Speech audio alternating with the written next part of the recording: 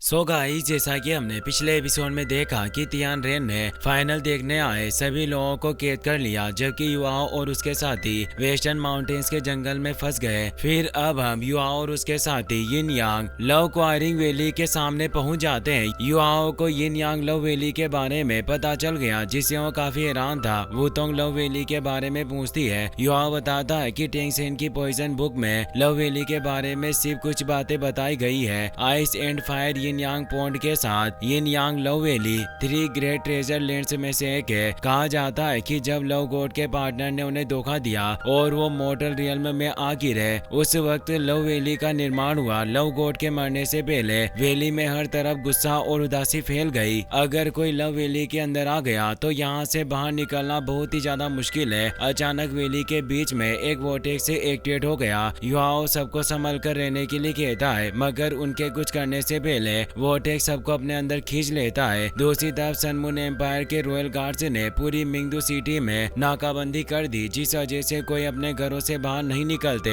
Guards city में घूमकर final से भागते हुए लोगों को ढूंढ रहे थे। क्यू गार्ड्स से बचकर एक दुकान में छिप रही थी। अचानक एक कुर्सी जमीन पर गिर गई। गार्ड धीरे धीरे क्यू के पास जाने लगता है। क्यू इससे बहुत ही ज्यादा घबरा गई। उसे डर लग रहा था कि कहीं वो पकड़ी ना जाए। तभी एक बिल्ली गार्ड पर हमला कर देती है। गार्ड बिल्ली को दूर करके वहां से चला गया। उसके जाते क्यू भी दुकान से निकलकर वहां से दूर भाग गई, मगर ये हैंग ने उसे देख लिया था। वहीं युवाओं और वुतोंग एक रहस्यमय जगह पर बेहोश पड़े थे। कुछ वक्त में युवाओं को होश आता और वो वुतोंग को भी होश में ले आया। वो कहता है कि अगर मैं गलत नहीं हूँ तो हम उस मिस्टीरियस स्पेस में है जो लव गॉड ने अपनी मौत से पहले बनाया था। मास्टर इलेक्ट्रोलक्स ने मुझे बताया था कि गॉड के पास ऐसी ताकत होती है जिसकी मदद से वो अपने खुद के डायमेंशंस बना सकते हैं। हमारे दूसरे साथी भी अलग अलग मिस्टीरियस स्पेस में होंगे। अचानक एक लेडी कहती है कि अगर तुम इस जगह से बाहर निकलना चाहते हो तो तुम्हें फर्स्ट ट्रायल पार करना होगा। अगर तुम ट्रायल पार नहीं कर पाए तो तुम्हें गहराई में जाकर दोबारा ट्रायल शुरू करना होगा। उनके सामने एक ब्रिज एक्टिवेट हो जाता है। वुतोंग और युवा उड़कर ब्रिज पार करने की कोशिश करते हैं, पर वो उड़ नहीं पाते। युवाओं कहता है कि गॉड की ताकत हमारी सोच से भी परे है, हमें चलकर ब्रिज पार करना होगा।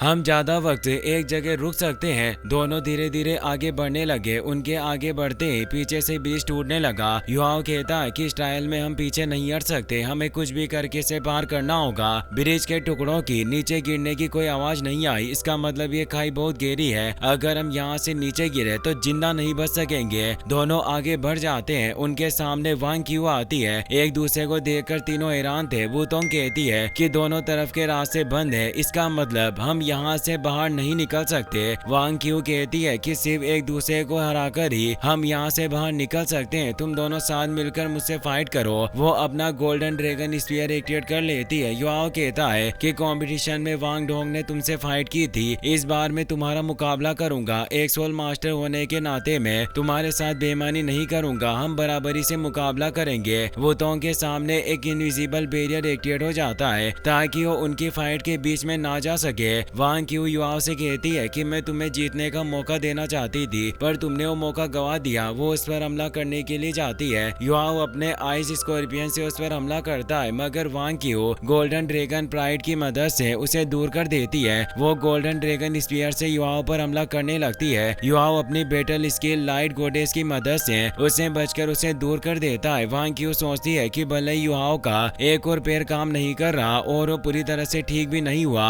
मगर फिर भी वो मुझसे ज्यादा ताकतवर है। अगर वो एकदम सही होता तो मैं उसका मुकाबला नहीं कर सकती। युवाओं अपने इम्प्रेस शॉट के एस्टिमाइज मूव से उस पर हमला करता है। वांग क्यू बचने के लिए दूर जाने की कोशिश करती है, मगर युवा उसके पीछे टेलीपोर्ट होकर उसे अपने इम्प्रेस पाम में पकड़ने लगता है। वांग क्यू बचकर उस पर हमला करने लगी, लेकिन युवा उसे अपने स्काई ड्रीम डोमेन के अंदर ले गया। वांग क्यू के सर में दर्द होने लगा। उसे कुछ समझ नहीं आता कि आखिर वो कहाँ है। अचानक उसके आसपास बहुत सारे क्लोन्स इकट्ठा हो जाते हैं। वांग क्यू को समझ में आ गया कि युवाओं उस पर डोमेन टाइप स्पिरिचुअल अटैक कर रहा है। वो तुरंत अपने गोल्डन ड्रैगन परसेप्शन को एक्टिवेट कर लेती है, जिससे उसके सारे क्लोन नष्ट हो गए। वो तियानमेंग पर हमला करने के लिए जाती है, मगर तियानमेंग बेबी वॉर्म बनकर वहां से भाग गया। युवाओं और वांग क्यू के बीच डोमेन की लड़ाई शुरू हो गई। दोनों की पावर बराबर होने की वजह से दोनों एक दूसरे को चोट नहीं पहुंचा पाते। युवाओं अपना स्काई ड्रीम डोमेन डीएक्टिवेट करके हार मान लेता है। वांग क्यू इससे काफी काफी हैरान थी। वो पूछती है कि आखिर तुम हार क्यों मान रहे हो। युआओ कहता है कि तुम्हारी गोल्डन ड्रैगन परसेप्शन और मेरे स्काई ड्रीम डोमेन एक दूसरे को नहीं हरा सकते,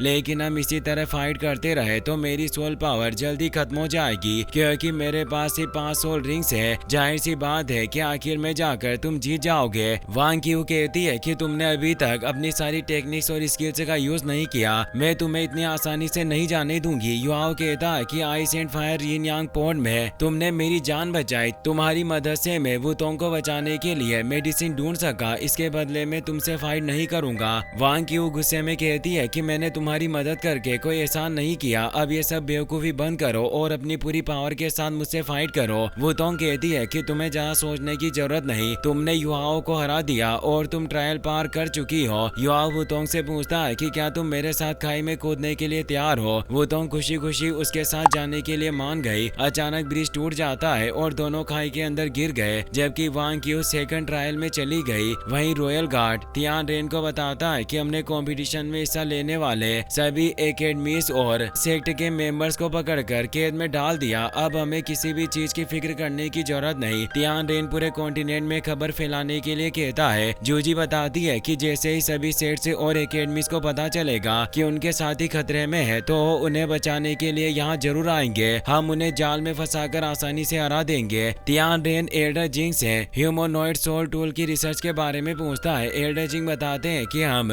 ह्यूमनॉइड सोल टूल के प्रोटोटाइप पर एक्सपेरिमेंट्स कर रहे हैं और जल्दी दूसरे ह्यूमनॉइड सोल टूल बनाना शुरू होंगे। तियान रेन कहता है कि धमाके की वजह से मिंगदू सिटी का 1/3 हिस्सा बर्बाद हो चुका है, जिसमें हमारे मिलिट्री बेस भी शामिल थे। नुकसान ज्यादा होने की वजह से सब कुछ ठीक होने में 1 महीने का वक्त लगेगा। इसी बीच तुम्हें ह्यूमनॉइड सोल टूल को भारी मात्रा में बनाना शुरू करना होगा। याद रहे इस बार कोई गलती ना हो, वरना तुम्हें कड़ी सजा भुगतनी होगी। यूलिंग एल्डर जिंग से कहता है कि अंडरग्राउंड सोल टूल कंपटीशन में एक सोल टूल मास्टर ने ह्यूमनॉइड सोल टूल बनाया था। मैं यकीन के साथ कह सकता हूँ कि उसने ही पहले ह्यूमनॉइड सोल टूल का प्रोटोटाइप चोरी किया होगा। उसने नकली पहचान के साथ कंपटीशन में हिस्सा लिया, जिस वजह से मैं उसे पहचान नहीं सका। तियान रेन मुस्कुराने लगता है। एल्डर जिंग पूछते हैं कि क्या आपको उस सोल टूल मास्टर के बारे में पता है जिसने ह्यूमनॉइड सोल टूल बनाया है। तियान रेन बताता है कि एक वक्त पर वो शख्स मिंगदू हॉल में पढ़ता था और मिंगदू सिटी में हुए धमाके के पीछे भी उसी का हाथ है, उसकी मार्शल सोल स्पिरिचुअल आइज है। एल्डर जिंग समझ जाते हैं कि तियान रेन युआओ की बात कर रहा है। दूसरी तरफ फर्स्ट ट्रायल पार न करने की वजह से युआओ और वुतोंग डेप्थ ट्रायल में पहुंच गए। दोनों व्हाइट टाइगर ड्यूक दाई हाओ की आर्मी के साथ मिलिट्री कैंप की तरफ जा रहे थे। दाई हाओ को अपनी नजरों के सामने देखकर युआओ को बहुत ही ज्यादा गुस्सा आता है। एक लेडी युआओ और वुतोंग को बताती है कि डेप्थ ट्रायल रेस्क्यू में तुम्हें व्हाइट टाइगर ड्यूक के साथ मिलकर मिलिट्री कैंप को चेक करना होगा। उसी वक्त सन मून एम्पायर तुम्हारे ऊपर अटैक करेगा, तुम्हें किसी भी हालत में व्हाइट टाइगर ड्यूक को बचाकर यहाँ से निकलना होगा। अगर तुम ट्रायल पार नहीं कर पाए तो मारे जाओगे। युआओ को इससे बहुत ही ज्यादा गुस्सा आता है, क्योंकि जिस शख्स की वजह से उसकी मॉम को इतना दुख झेलना पड़ा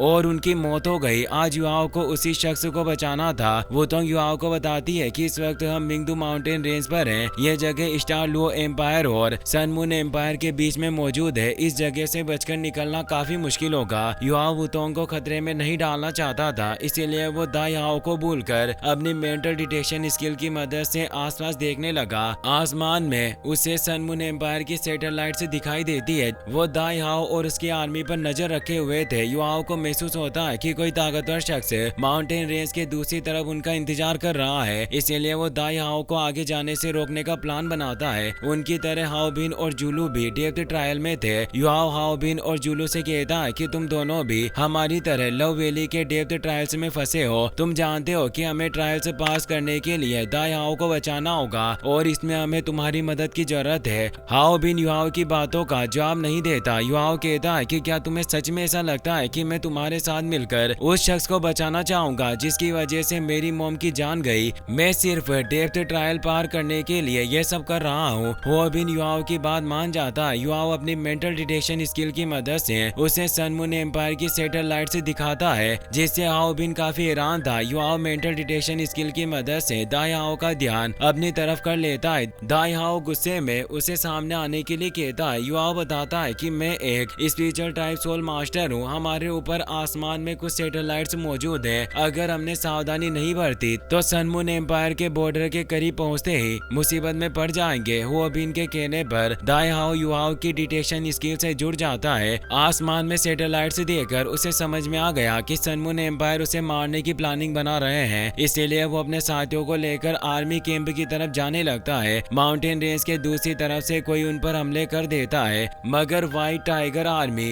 कैंप पर लगे सोल ब्लास्ट कैनन से सारे अटैक फेल करने लगती है। इसी के साथ ये एपिसोड यहीं पर खत्म हो जाता है।